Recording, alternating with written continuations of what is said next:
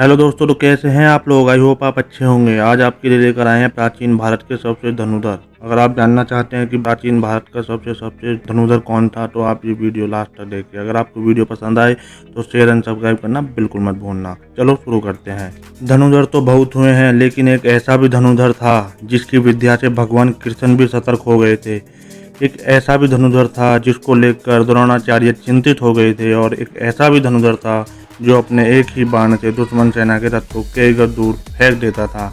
इन सभी के तीर में था दम, लेकिन सर्वश्रेष्ठ तो सर्वश्रेष्ठ ही होता है। आप सोच रहे हैं कर्ण सर्वश्रेष्ठ है, तो जवाब है नहीं। आप कितना ही सोचें कि कौन होगा प्राचीन भारत का सर्वश्रेष्ठ धनुधर, तब भी आप शायद ही समझ पाए। आप सोच रहे होंगे कि यह बात जरूर अर्जुन या एकलव्य के बारे में की जा रही होगी। नहीं, धनुधर तो बहुत हुए हैं, लेकिन उस जैसा धनुधर आज तक नहीं हुआ और भविष्य में कभी नहीं होगा। आओ जानते हैं कि अंतिम क्रम से पहले क्रम के धनुधर के बारे में। अर्थात पहले हम बताएंगे सबसे कमजोर धनुधर के बारे में, फिर अंत में बताएंगे सर्वश्रेष्ठ धनुधर के बारे में। हालांकि सर्वश्रेष्ठ का चयन करने का अधिकार हमें नहीं है, हम तो बस उसकी शक्ति के बारे में जानकर ऐसा कह रहे हैं। प्रत्येक व्यक्ति के अनुसार सर्वश्रेष्ठ का क्रम अलग अलग हो सकता है। नंबर 1, अर्जुन। 5 पांडवों में से एक अर्जुन की धनु विद्या भी जग प्रसिद्ध थी। गुरु द्रोण के 6 शिष्यों में से एक थे अर्जुन। द्रोण ने अर्जुन को धनुष सिखाते वक्त वचन दिया था कि तुमसे श्रेष्ठ संसार में कोई धनुधर नहीं होगा। अर्जुन के धनुष की टंकार से पूरा युद्ध क्षेत्र गूंज उठता था। रथ पर सवार कृष्ण और अर्जुन को देखने के लिए देवता भी स्वर्ग से उतर गए थे, लेकिन अर्जुन से भी श्रेष्ठ कोई था जिसे दुनिया अर्जुन से श्रेष्ठ मानती है। नंबर 2, एकलव्य। गुरु द्रोण की मूर्ति बनाकर मूर्ति के समक्ष एकलव्य ने धनुष विद्या सीखी थी। गुरु द्रोण को जब इस बात का पता चला कि एकलव्य अर्जुन से भी श्रेष्ठ धनुष बाण चलाना सीख गया है, तो उन्होंने एकलव्य से पूछा कि तुमने यह विद्या कहाँ से सीखी। इस पर एकलव्य ने कहा, गुरुवर, मैंने आपको ही गुरु मानकर आपकी मूर्ति के समक्ष ये विद्या को हासिल किया था। बात पर द्रोण ने कहा कि तब तो हम गुरु दक्षिणा के हकदार हैं। एकलव्य यह सुनकर प्रसन्न हो गया और कहने लगा, मांगे गुरुदेव क्या चाहिए। द्रोण ने कहा कि तुम जिस हाथ से बाण चलाते हो, मुझे उस हाथ का अंगूठा चाहिए। अर्जुन को दिए वचन की रक्षा के लिए ही उन्होंने एकलव्य से उसका अंगूठा मांग लिया था। नंबर 3, कर्ण। वैसे तो महाभारत काल में सैकड़ों योद्धा हुए हैं, लेकिन कहते हैं कि युद्ध में कर्ण जैसा कोई धनुधर नहीं था। कवच और कुंडल नहीं उतरवाते तो कर्ण को मानना असंभव था। कर्ण के अर्जुन और एकलव्य से श्रेष्ठ धनुधर होने का प्रमाण यह है कि कर्ण के तीर की इतनी ताकत थी कि जब वो तीर चलाते थे और उनका तीर अर्जुन के रथ पर लग जाता था तो रथ पीछे कुछ दूरी तक खिसक जाता था। कृष्ण अर्जुन से कहते थे कि जिस रथ पर मैं और हनुमान विराजमान हैं, उसके इस तरह पीछे ढकेले जाने से पता चलता है कि कर्ण की धनुर्विद्या में बहुत बल है। नंबर 4, बबरीक। बबरीक महाभारत काल का एक सर्वश्रेष्ठ धनुधर था। युद्ध के मैदान में भीम पुत्र बबरीक दोनों खेमों के मध्य बिंदु एक पीपल के वृक्ष के नीचे खड़े हो गए और यह घोषणा कर डाली कि मैं उस पक्ष की तरफ से लड़ूंगा जो हार रहा होगा। भीम के पुत्र बबरीक के समक्ष जब अर्जुन तथा भगवान श्री कृष्ण उसकी वीरता का चमत्कार देखने के लिए उपस्थित हुए, तब बबरीक ने अपनी वीरता का छोटा सा नमूना मात्र ही दिखाया। कृष्ण ने कहा, यह तो जो वृक्ष है, इसके सारे पत्तों को एक ही तीर से छेद दो तो मैं मान जाऊंगा। बबरीक ने आज्ञा लेकर तीर को वृक्ष की ओर छोड़ दिया। जब तीर एक एक कर सारे पत्तों को छेदता जा रहा था, उसी दौरान एक पत्ता टूटकर नीचे गिर गया।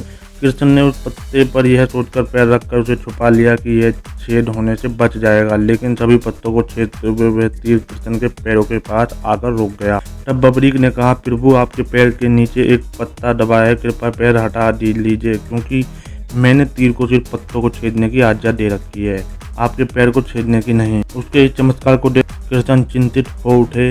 भगवान कृष्ण यह जानते थे कि बबरीक प्रतिज्ञावश हारने वाले का साथ देगा। यदि कौरव हारते हुए नजर आए तो फिर पांडवों के लिए संकट खड़ा हो जाएगा, और यदि जब पांडव बबरीक के सामने हारते नजर आए तो फिर वो पांडवों का साथ देगा। इस तरह वह दोनों ओर की सेना को एक ही तीर से खत्म कर देगा।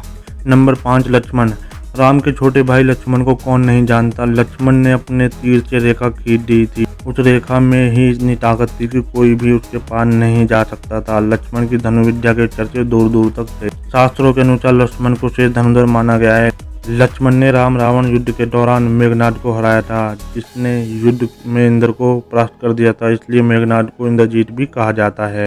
नंबर 6, भगवान श्री कृष्ण। भगवान श्री कृष्ण सबसे धनुधर भी थे। यह बात तब पता चली जब उन्होंने लक्ष्मणा को प्राप्त करने के लिए स्वयंवर की धनुष प्रतियोगिता में भाग लिया था। प्रतियोगिता में कर्ण, अर्जुन और अन्य कई सबसे धनुधर ने भाग लिया था। द्रौपदी स्वयंवर से कहीं अधिक कठिन थी। लक्ष्मण स्वयंवर की प्रतियोगिता। भगवान श्री कृष्ण ने सभी धनुधरों को पछाड़कर लक्ष्मणा से विवाह किया था। हालांकि लक्ष्मणा पहले से ही श्री कृष्ण को अपना पति मान चुकी थी, इसलिए श्री कृष्ण को प्रतियोगिता में भाग लेना पड़ा। श्री कृष्ण के धनुष का नाम सारंग था। नंबर 7, भगवान श्री राम। एक बार समुद्र पार करने का जब कोई मार्ग नहीं समझ में आया तो भगवान श्री राम ने समुद्र को अपने तीर से सुखाने की सोची और उन्होंने तरकश से अपना तीर निकाला ही था, धनुष पर चढ़ाया ही था कि समुद्र के देवता प्रकट हो गए और उनसे प्रार्थना करने लगे थे। भगवान श्री राम को सबसे धनुधर माना जाता है, हालांकि उन्होंने अपने धनुष और बाण का उपयोग बहुत मुश्किल वक्त में ही किया। नंबर 8, भगवान शंकर। संपूर्ण धर्म, योग और विद्याओं की शुरुआत भगवान शंकर से होती है और उसका अंत भी उन्हीं पर होता है। भगवान शंकर ने धनुष से त्रिपुरासुर को मारा था। त्रिपुरासुर अर्थात 3 महाशक्तिशाली और ब्रह्मा से अमृता का वरदान प्राप्त असुर थे।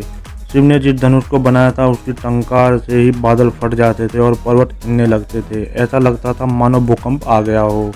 यह धनुष बहुत ही शक्तिशाली था। इसी के एक तीर से त्रिपुरासुर की तीनों नगरियों को ध्वस्त कर दिया गया था।